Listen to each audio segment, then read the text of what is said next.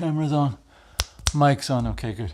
Guys, I wanted to try to be a little intimate today, and the best way I could possibly think of doing that was to get down low on a table, on my kitchen table, put my hands in front of me, and forget my lapel mic. So I'm speaking up and probably echoing quite a bit into this microphone above me, and you're probably hearing me rattle, but this is intimacy.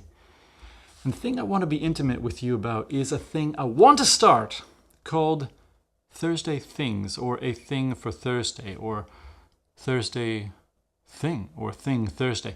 And that is this, a bit of live cam stuff showing things that have come into my studio that I think are pretty cool. Let's start with this. Sorry, not publication, it's just a magazine.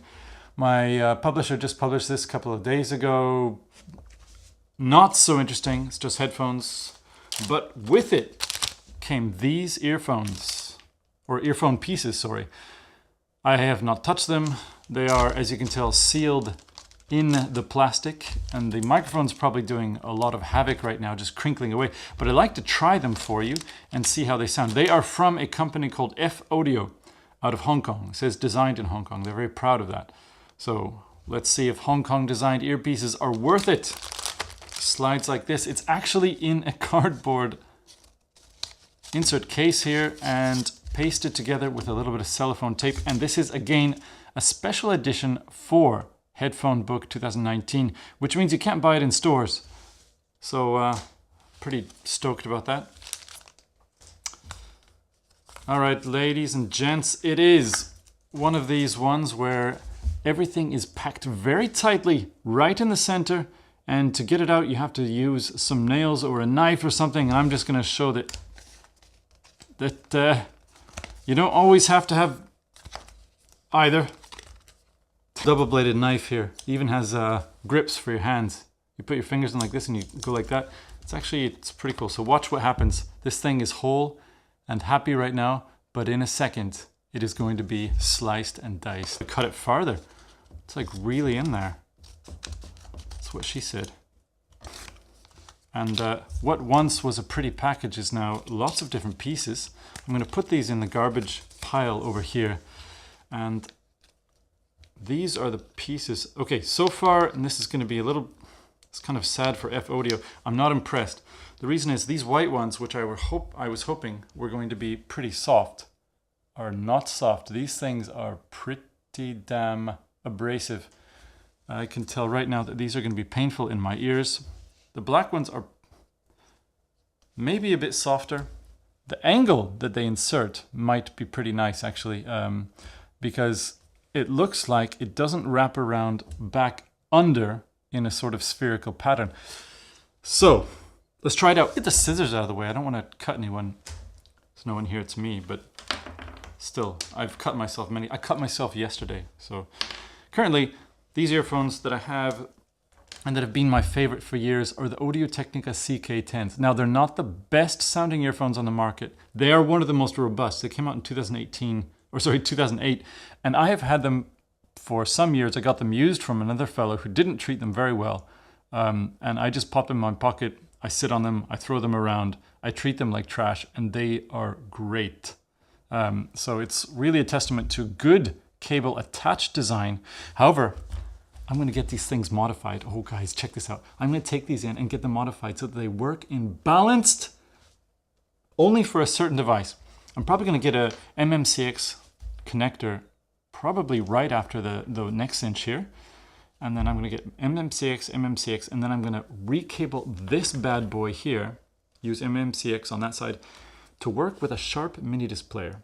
The reason is because the Sharp mini disc players from the AUV generation are horrible. They have no stereo sound whatsoever. In fact, I think I'm getting like 12 to 24 decibels, 40 tops with one of those bad boys.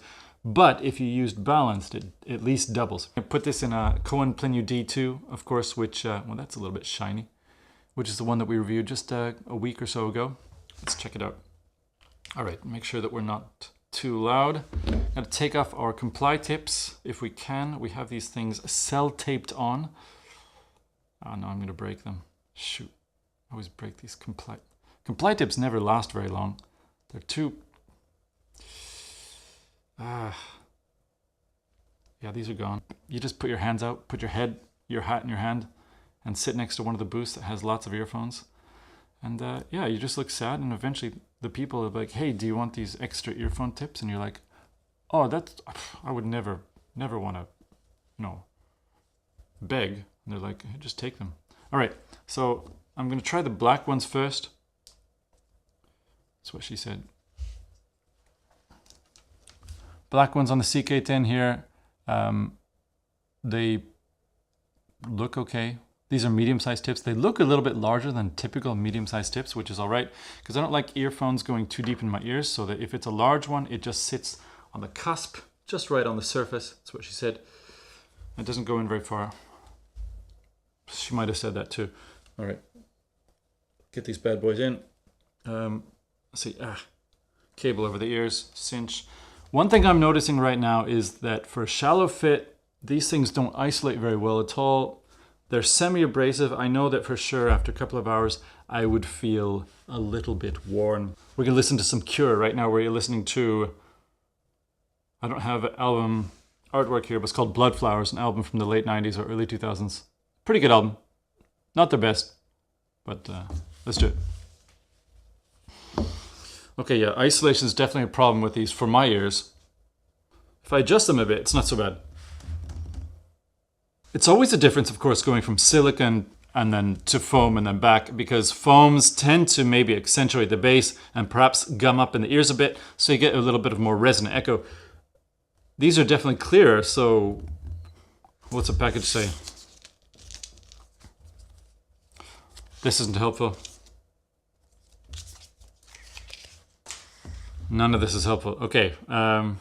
Anyway, it's clear. It's good and clear. I'm liking it. I'm liking it right now. Really clear sound. Not terribly comfortable. If you got sensitive ears, you're going to be bothered by these, but damn. Really clear sound, and the stereo is definitely wider than, certainly with Complies, and yeah, these are good tips, good sounding tips. Let's try the white ones. Did she say that? It's like once you go back, or once you go black, you don't go back, or once you go back, you don't go black. Something like that. That also might make sense. The white ones are going in the air.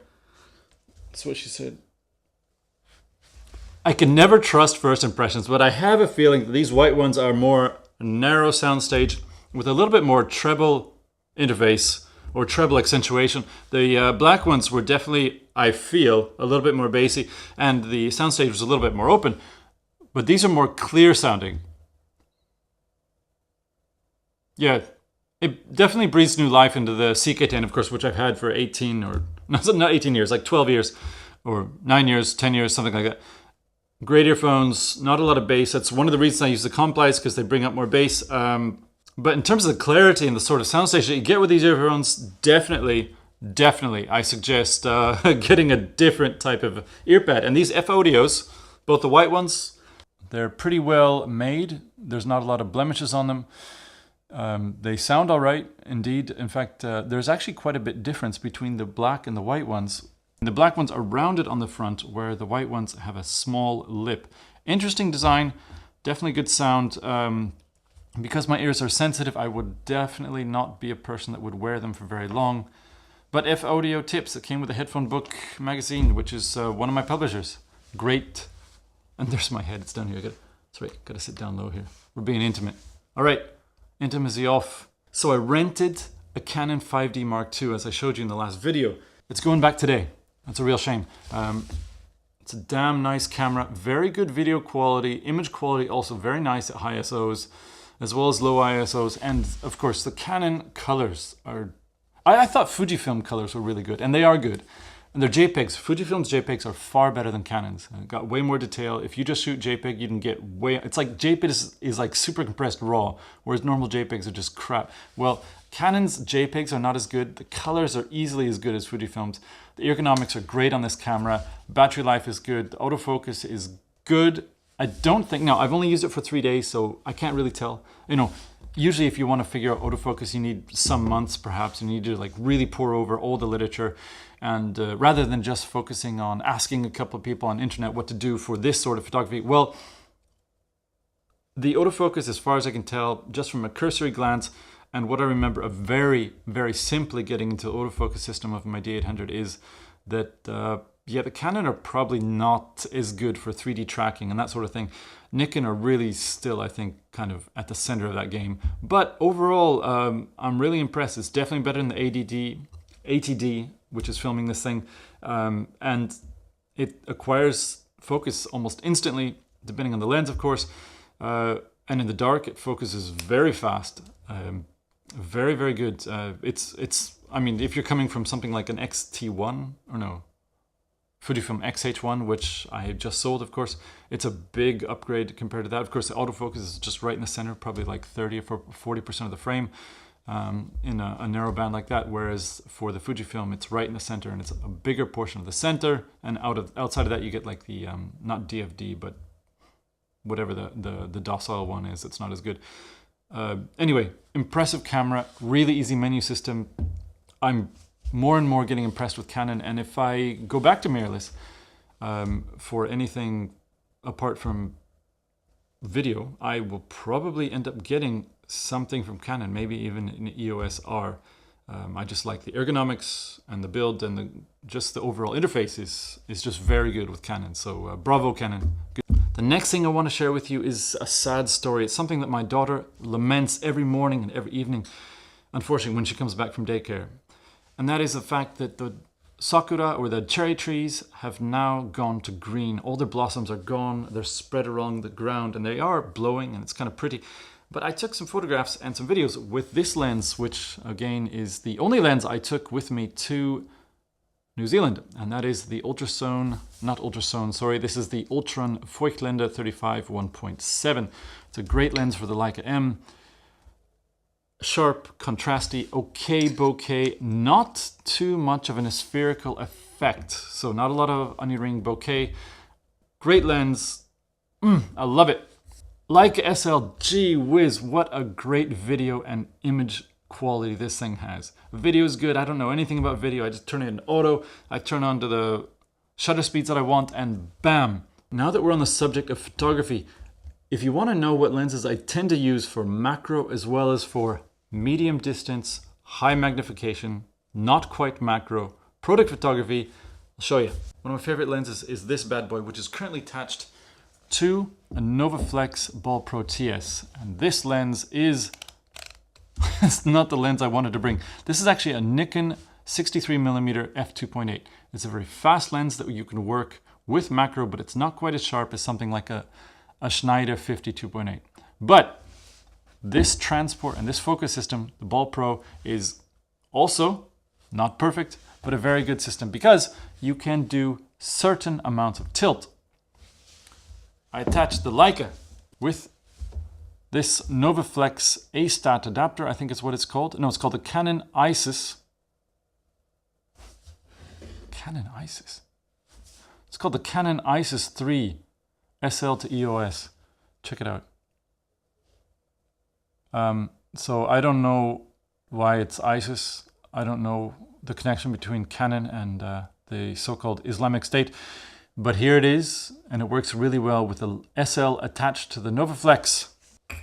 This is all live, so any mistake that you get there will be a mistake. I'm just going to stand up here. Attach it like this. All right. So this is a type of device I would put on top of a camera stand in order to macro. Because it's an f5.6, if you're doing really high magnifications, you're going to get a really dark view screen, as well as ramp up the aperture really high. If you're doing stacking, this is not the greatest lens for that, but if you're doing tilt and shift, it's a pretty damn good lens because it's super sharp. I've never used a macro lens that's actually sharper than this lens. That also covers basically large format. So this is amazing. It's sharper than any Canon or Nikon I've ever used.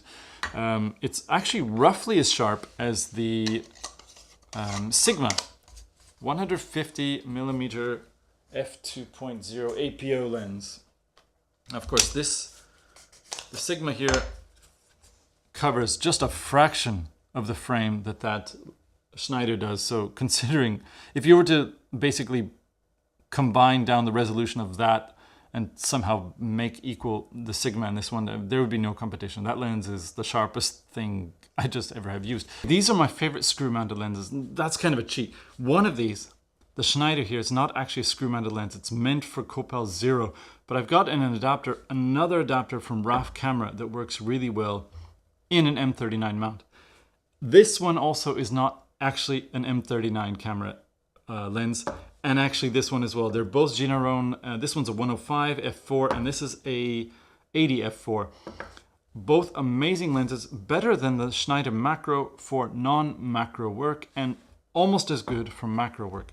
Brilliant lenses, sharpest I've ever used, best color, wonderful contrast, good flare resistance, and actually excellent bokeh. But I had to adapt them. I took them out of a DAB board. You can get these lenses for pretty cheap in a DAB board for Ginar. I think like $200 on eBay. Amazing lens, super detail.